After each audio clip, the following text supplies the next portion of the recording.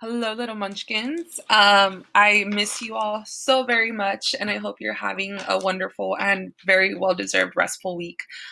So, our lesson for today is going to be about Andrew Jackson, okay, and his Jacksonian democracy. So last week we talked about the market revolution and how our economy is evolving. However, one thing that I did point out was the fact that not everybody gets to benefit from a growing economy. Okay, usually it's a select few, especially those who are wealthy and those who are able to invest themselves in like things like industrialization. So before we dive into actual Jacksonian democracy, I do want to talk a little bit about Andrew Jackson. So, Andrew Jackson ran for president twice.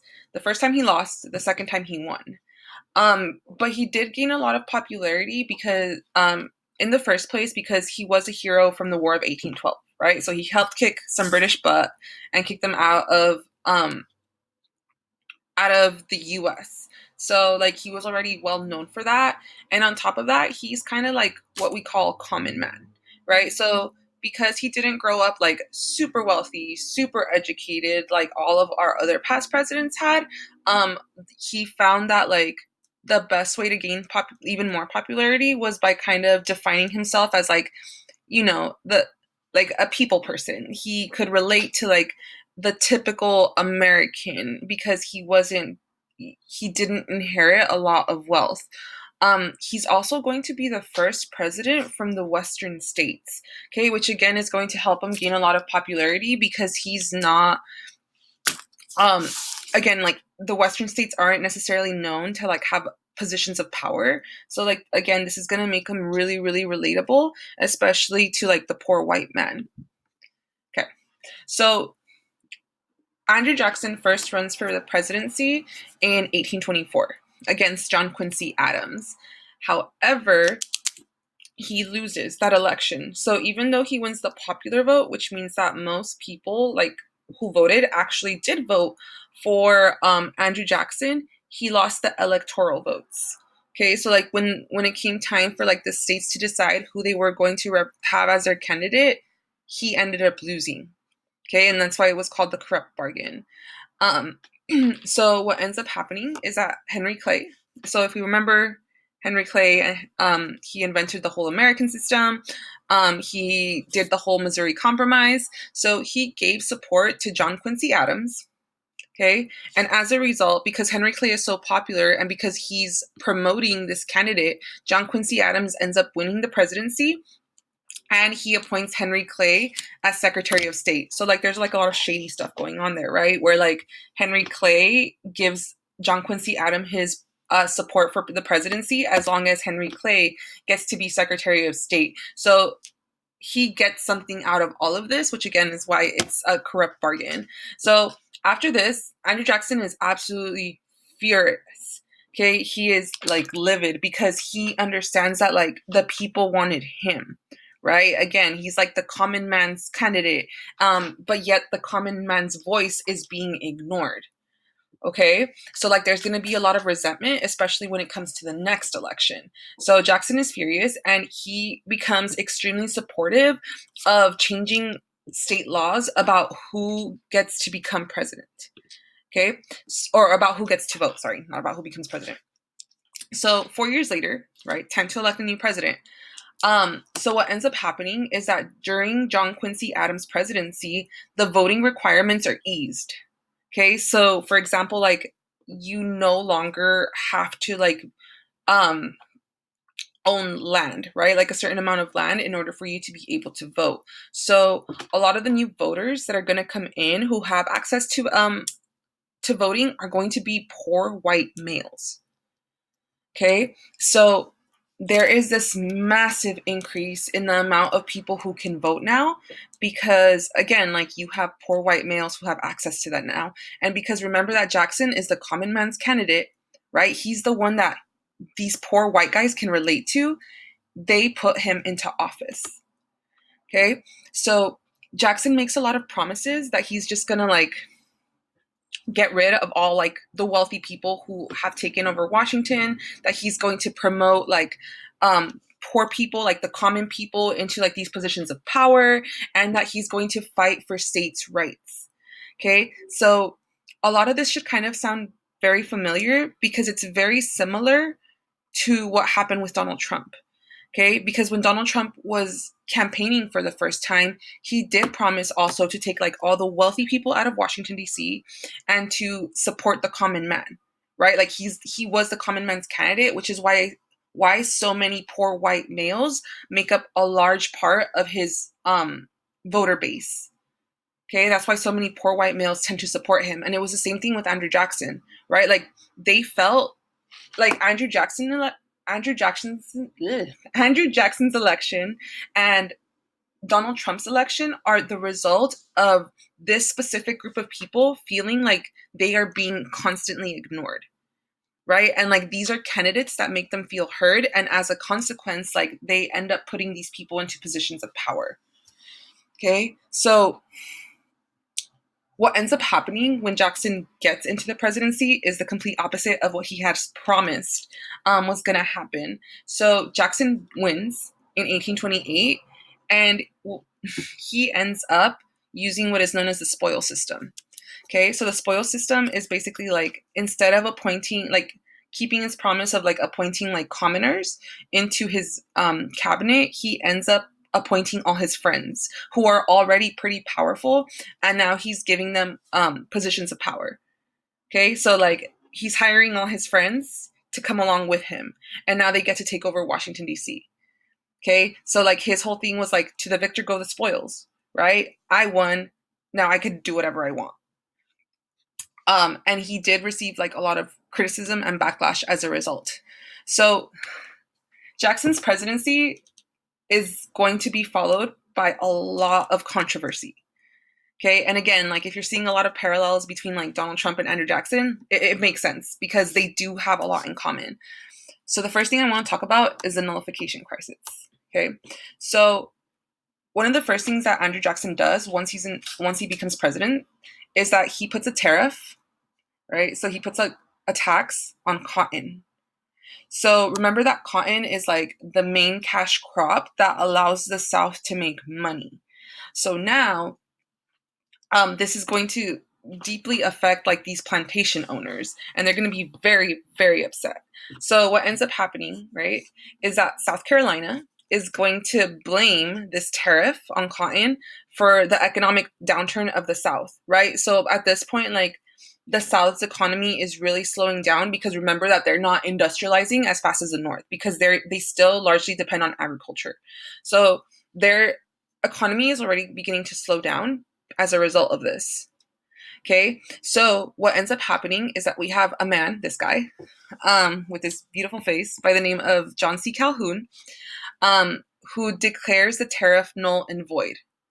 Okay, so basically what he does is he says, we're not going to listen to this tariff, okay, because you as the president cannot do this to the states. So this is going to create like this is going to make Andrew Jackson really angry, basically, all right? Because now you have someone who's like outwardly defying him. And Andrew Jackson is all about power. So what he ends up doing is he ends up threatening South Carolina with military force. Okay? So basically he's like, if you're not listening to the federal government, we're going to go in and we're going to take over. Which is again like the complete opposite of what he promised when he was running for president. Because remember, he said that he was going to, like, if he became president, he was going to represent the states' rights. But now he's protecting the federal government instead of state governments. So now, like, people again, like, are getting pretty pissed off at him because he's not keeping his promises. Okay, so he threatens to go into South Carolina with military force, and he threatens to hang John C. Calhoun. Okay, so Calhoun goes into hiding because he's scared of Andrew Jackson, and that kind of ends it. Okay, so in the end, like they did reduce the tariff, but the tariff in the end was still there. Okay, so like you can kind of say that like this kind of shows like the power and the fear that Andrew Jackson instilled in people. So another one of like the more major events that happened during Jackson's presidency was also known as the Trail of Tears, which you've probably already heard of. So remember that the US is expanding westward, but like the more we expand westward, the more we go into Native American territory. Okay, and like we've already taken a bunch of it. Like wherever all the colonies were established, like there was Native American territory there first, right? Like they were there first, and then we just keep pushing them west and west and west, right? Either by force or well, basically by force. Okay, um, so in order to try to like prevent themselves from being removed from their own land, a lot of Native American tribes try to like assimilate to white culture, right? So like they begin to learn English, they begin to like dress like white people, and practice like white people customs. Um, However, like even though Native Americans were trying their best to like integrate themselves into white society, a lot of white settlers still did not want to coexist with them, right? So it didn't matter what Native Americans did, they were never going to be seen as equal to white people. Okay, so what ends up happening is that we want to expand westward, but Native Americans are in our way. Okay, and they don't want to move because you have to understand that like a lot of the land that Native Americans live on is sacred to them because like that's where they bury their ancestors. So like it has a lot of spiritual meaning to them. Um, So what ends up happening is that Congress, along with Andrew Jackson, passes the Indian Removal Act for the tribes to move west of the Mississippi. So now we're pushing them even further west. Okay. However, like a lot of these Native American tribes do comply, right? Out of fear of like what will happen if they don't listen to the American government. Because like remember in the past we just kill them off, right? If they don't listen. So there is one particular tribe, the Cherokees, who refuses to move. And what they end up doing is extremely powerful because they end up taking the Indian Removal Act and the US government to court. So like they actually take their case to the Supreme Court and they fight.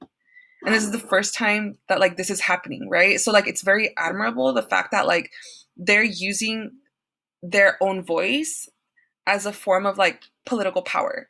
So in the end, the Supreme Court actually rules in the Cherokees' favor and says, you know what? You're right. This is your land, and the Indian Removal Act cannot stand. Okay, so the Supreme Court says, yep, the Cherokees get to keep their land. However, Andrew Jackson says, no. Okay, so he refuses, like very outwardly, to obey this court order that says you cannot remove the Cherokee from their land. So Andrew Jackson actually goes and takes the military and forces the removal of Native Americans. Okay, so this again, like completely contradicts everything that Andrew Jackson said he stood for. Because remember that like he promised to decrease the power of the federal government, yet here he is like practicing like what you can argue is like almost tyranny, right? Because like he's very outwardly like he's disobeying the Supreme Court and he's just doing whatever he wants because he knows he can because he has the power of the military to kind of like back him up. Okay? And his response to the Supreme Court case was like, "All right, well, if you're going to tell me I can't, then do something about it." And like he knows very well that the Supreme Court cannot do anything about it. Okay? So what ends up happening is what we know as the Trail of Tears, okay, where the US Army forcefully removes the Cherokee from their land. Okay, so it was not a choice. Like, I want to make it really clear that whenever Native Americans are removed from their land, it is never their choice. Nobody wants to leave their homeland, okay, that they hold so sacred and close to their hearts. It's always us removing them. So, as a result, more than a quarter of Cherokees die along the way because they're forced to walk 800 miles. Okay, and in the winter. So, and remember that like they have real winter with snow, not California winter where it's still 80 degrees outside. So a lot of the Cherokees are going to end up dying along the way. It is absolutely awful. Okay, and on top of that, you have government officials that are gonna steal Cherokee people's money, like as they're already being pushed out of their land. So it's like insult to injury. And on top of that, you have a bunch of like these white men specifically who like are robbing them of like their livestock, so like their cows, their horses, their pigs, so like anything that they own is being taken from them again. Okay, so like they've already been kicked out of their land, right? They have that property taken away from them, and now they're having like their own personal property also robbed by white people. Okay, and I want you to like pay attention to this, because like this is something that we're going to continue to do over and over and over again, right? Until we just push Native Americans out into reservations. I believe this is the last thing. No, yes. So let's talk about the economy. Okay, so again, Andrew Jackson promised less power to the federal government, even though like he's already been showing that like he doesn't care and he's just gonna do whatever he wants, which kind of shows that the power of the federal government is actually increasing under him. However, he does start what is known as a bank war, which is going to completely annihilate our economy. So the U.S. created our first bank of the U.S. If you remember, Alexander Hamilton was the guy who like came up with this idea, right? And then like Thomas Jefferson fought it off, but it didn't matter because Hamilton won that argument. So Hamilton created the first bank of the U.S. to stabilize the economy and help with economic growth, right? So what it ended up doing is it did do that. It stabilized the nation's currency, and it allowed for our economy to expand. So after the War of 1812, we start a second bank, okay? Because again, war with Britain is expensive, so that's going to cause some financial problems. So the bank was chartered for 20 years, and it brought a lot of economic stability to us. However, Jackson becomes president, and he is not happy with the bank, okay? Because he believed that the bank was only for the rich. He believed that they like having a national bank only benefited a very specific group of people, which is funny because Jackson was part of that group of people that benefited from the national bank. So what he ends up doing is he tries to kill the bank, and he kills it. So he takes out all the money from the federal bank and gives it to state banks. Okay, so now the government doesn't have like a stable form of money, or not a stable form of money, but like a stable source of money, right? Because now all that money is everywhere in the States. So what ends up happening is that we go into what is known as the Panic of 1837. We go into a massive recession, okay? Because you just gave the banks a bunch of money with no strings attached, right? It's kind of like if I gave you all $1 million and I didn't tell you what to do with it, you're just gonna go crazy and spend it, right? So state banks did not handle the money well, okay? So they wanted to exchange their paper money for gold and silver, okay? So the thing about that is that if you do that, that means that like there's no cash flowing around. Like how are people gonna buy stuff if there's no cash? So a lot of banks stopped accepting paper money, okay? And instead they wanted gold and silver.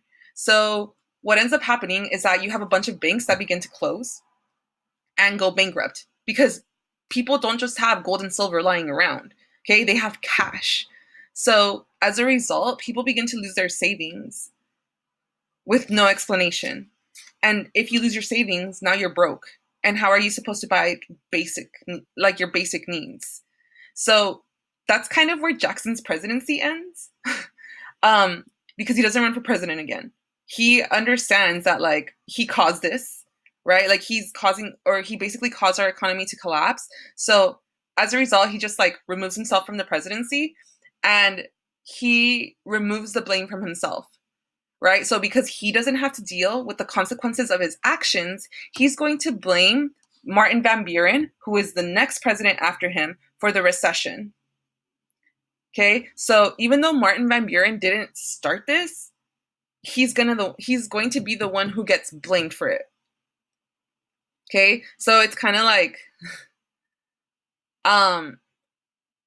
when Obama became president, like we were in the middle of a recession, right? So a lot of the times he was the one blamed for like how badly our economy was doing, even though he was doing his best to fix it, and even though it wasn't him who started it, it was George W. Bush who was responsible for it. Okay, so again, like I think Andrew Jackson is really interesting because there's like a lot of parallels between him and Donald Trump, right? In the fact that like they promised that they were going to fight for the common man, but they still did things that benefited people like themselves. So the wealthy, white, landowning men. Okay? So just kind of like think about it in terms of that. That way, like, it's kind of like easier to figure out like why Andrew Jackson was just like objectively a bad president, like probably one of the worst presidents we've ever had. So there's that.